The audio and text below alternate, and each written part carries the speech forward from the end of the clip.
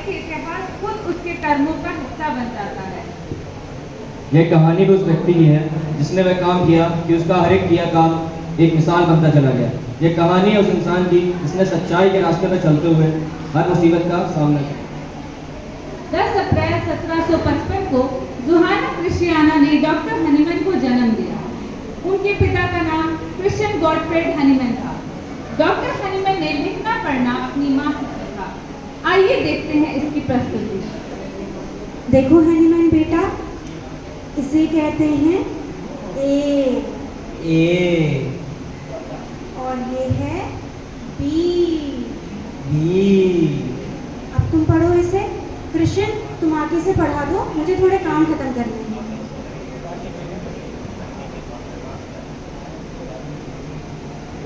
क्या पढ़ा रही थी?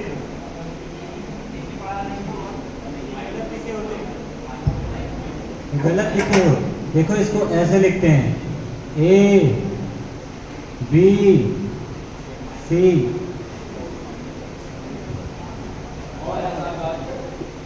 12 साल बाद हमारे डॉक्टर हनीमैन ने स्कूल जाना शुरू किया। वहाँ वे अपने टीचर्स के बहुत प्रिय बने। परिवार की आर्थिक स्थिति को देखते हुए डॉक्टर हनीमैन के टीचर सिनमुलर ने उनकी फीस भरने का निर्णय किया। आइए देखते हैं। Hello sir. हेलो सर, मेरी आर्थिक स्थिति ठीक न होने के कारण मैं हनीमैन की फीस भरने में असमर्थ हूँ। मैं उसको टाउन स्कूल से निकलवाना चाहता हूँ ताकि वह मेरी आर्थिक स्थिति सुधारने में मेरी मदद कर सके। अरे गॉडफ्रेड, देखो हनीमैन पढ़ने में तो बहुत अच्छे हैं, उन्हें तो और आगे पढ़ना चाहिए। अगर आप उनकी फीस नहीं भर पा रहे हैं, असमर्थ हैं, तो उनकी फीस मैं भर दूंगा, लेकिन आपको उसको स्कूल भेजना चाहिए पढ़ने के लिए। धन्यवाद सर, लेकिन मैं उसकी किसी प्रकार से कोई मदद नहीं कर पाऊँ। कोई बात नहीं, मैं पूरी मदद करूंगा आपकी, ठीक है। धन्यवाद। 20 साल की उम्र में वे आगे की पढ़ाई के लिए लिप्जिग आ गए। वे अपने पिता की बात कि हर बात को सिद्ध करो और जो सही है उस पर टिके रहो से बहुत प्रभावित थे। लिप्जिग में वे फ्रेंच, जर्मन पढ़ाते थे और किताबों का अनुवाद भाषाओं जैसे Greek, Latin, English, Italian, Arabic, German, Spanish में करते थे। इतनी किताबों का व्याख्या करने से उनकी समझ और बढ़ गई। फिर वे लिप्जिग से वीना गए, जहाँ वे डॉक्टर वॉन क्वेरिन से मिले, जिन्होंने उन्हें मेडिकल की बहुत जानकारी दी। फिर डॉक्टर हनीमैन ने एमडी की डिग्री लागन यूनिवर्सिटी से प्राप्त की। डॉक्टर हनीमैन ने मेडिकल प्रैक्टिस हैक्चेट में शुरू की। उनकी केमिस्ट्री में रुचि ने उन्हें सर हेस्लर से मिलवाया। आइए देखते हैं उनकी मुलाकात। Hello sir Hessler. Hello Hahnemann sir, आइए बैठिए। धन्यवाद सर। बताइए कैसे आना हुआ? सर आप तो हमारे आइडियल हैं, हम तो बस ऐसे ही चले आए। आप हमें कुछ दवाइयाँ दे दीजिए। बैठिए, मैं लेके आता हूँ। जोहाना, डॉक्टर को पानी देना। धन्यवाद।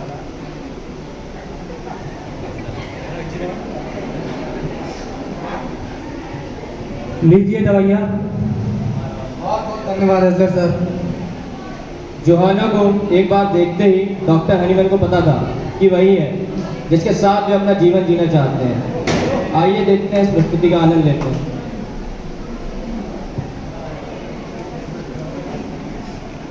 Hello Hessler sir. Hello Hahnemann sir, बैठिए। धन्यवाद सर। बताइए कैसे आना हुआ दोबारा? हेस्लर सर, मैं आपकी बेटी को बहुत पसंद करता हूँ और मैं उनसे शादी करना चाहता हूँ। जोहाना, इधर आना। क्या तुम्हें भी हनीमैन पसंद है? हाँ डैड, मुझे हनीमैन पसंद है। चलो ठीक है, तो फिर तुम दोनों की शादी कर देते हैं। धन्यवाद।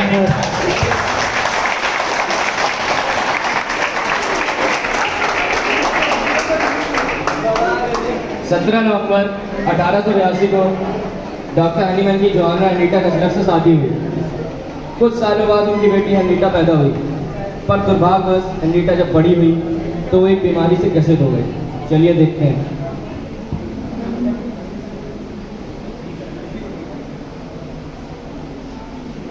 अरे ये अभी तक ठीक नहीं हुई। नहीं, इसकी तबीयत और भी खराब होती जा रही है। रुको, मैं कुछ दवा दे देता हूँ।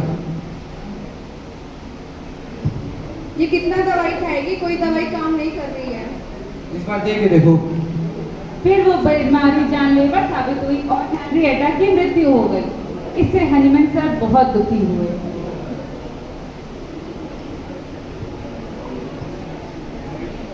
एक दिन doctor Hahnemann cousins materia Medica को इंग्लिश से जर्मन में ट्रांसलेट कर रहे थे।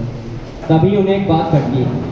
बहुत सोचने विचारने के बाद डॉक्टर हनीमैन ने सिंकोना दवाई का स्वयं पर प्रयोग किया। अरे, इसमें तो लिखा है सिंकोना बात कड़वी होती है, इसलिए ये मलेरिया सही करती है। ये कैसे हो सकता है? मैं इसे खुद पर प्रयोग करके देखता हूँ और देखता हूँ ये मुझ पर क्या असर करती है।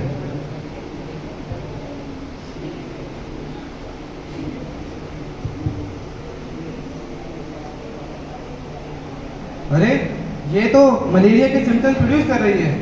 मुझे लगता है इसमें सही लिखा है। ये सिंकोना बार एक हेल्दी ह्यूमन में मलेरिया के सिम्टम प्रोड्यूस करती है और एक डिजीज पर्सन में उसको क्योर करती है। और इसी तरह 1796 में होम्योपैथी की खोज हुई। डॉक्टर हनीमैन की पहली किताब प्रकाशित हुई जिसका नाम Organon of national art of healing था।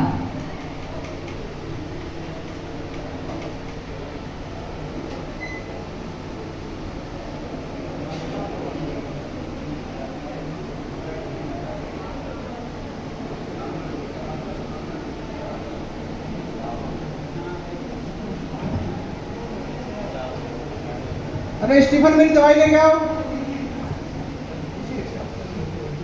ये दवाई खा खा के परेशान हो गया हूँ। ये कोई फायदा ही नहीं करते। कोई और उपाय है क्या? क्या आप जानते हैं किसी हनीमैन ने एक नई पद्धति शुरू की है और उनकी दवाएं जड़ से मिटा देती हैं बीमारियों को। चलो फिर दिखा देते हैं हमको।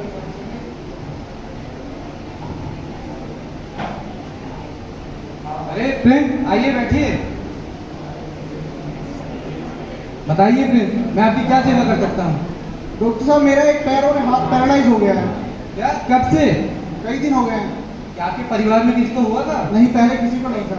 आप रुकिए, मैं आपको दवाई दे देता हूँ। लेकिन आपको नशे से दूर रहना है। जी।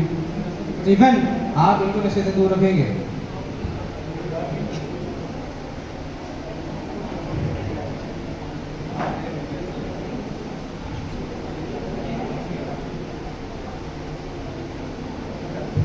अरे यार स्टीफन, ये दवाई काम नहीं कर रही है, सब बेकार है। तो मेरी पुरानी दवाई लेगा, मेरी बोतल लेके आओ, वही फायदा देगी मुझे।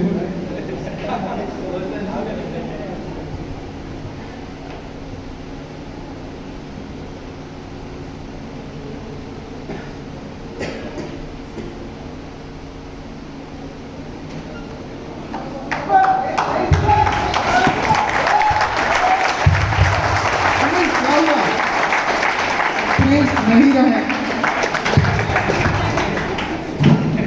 जहाँ एक तरफ डॉक्टर हनीमैन अपने सवालों का जवाब पा रहे थे, वहीं दूसरी तरफ लोग उनको रोकने की हर मुमकिन कोशिश कर रहे थे। इसके 6 महीने बाद प्रिंस रजनबर्ग की मृत्यु हो गई। इस घटना से हनीमैन की प्रैक्टिस पर रोक लगा दी गई।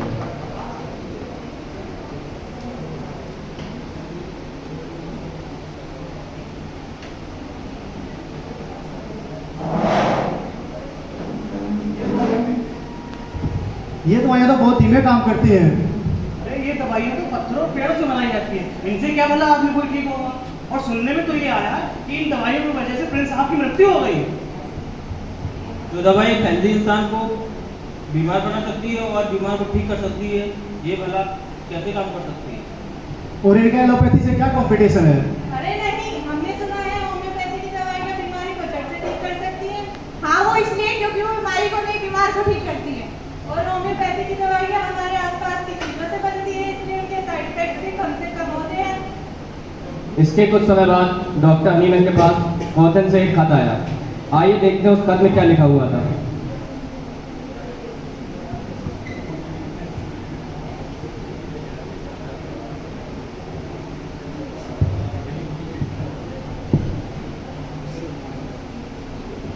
हनीमैन सर की चिट्ठी आई है। अच्छा, धन्यवाद।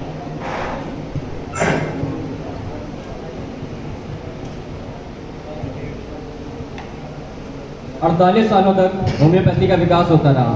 सब सही चल रहा था कि एक दिन उनकी पत्नी जोहाना की मृत्यु हो जाती है। 1834 में एक दिन मैरी मेलेनी डी हेविल व्यक्ति डॉक्टर हनीमैन से अपनी स्किन डिजीज के इलाज हेतु आई हैं।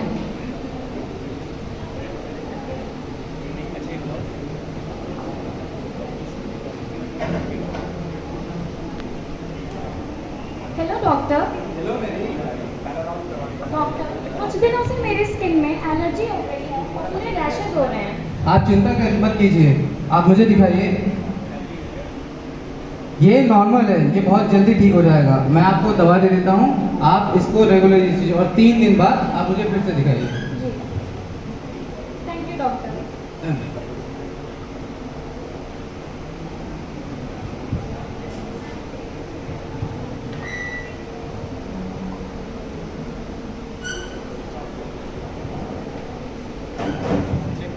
क्या तुम लोग को पता है, मैं डॉक्टर हनीमैन से दवाई ले रही हूँ और उनकी दवाई से मुझे बहुत आराम मिला है।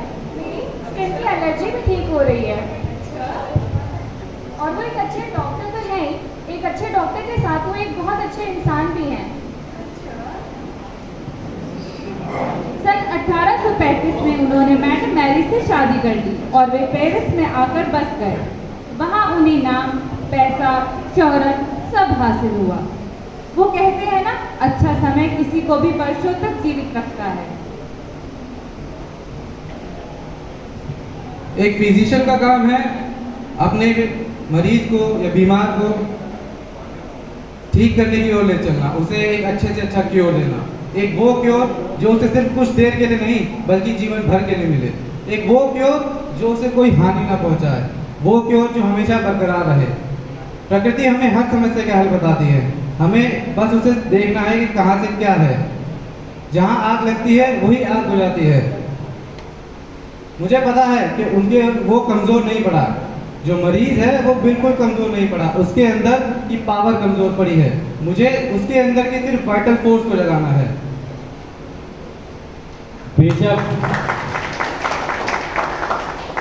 बेशक डॉक्टर हनीमैन आज हमारे बीच नहीं है, परंतु उनकी शिक्षाएं और उनकी शख्सियत और उनकी चिकित्सा पद्धति के जरिए आज भी हमें राह दिखाती है। इन सब से हमें एक ही सीख मिलती है कि orders of fire dare to be boys.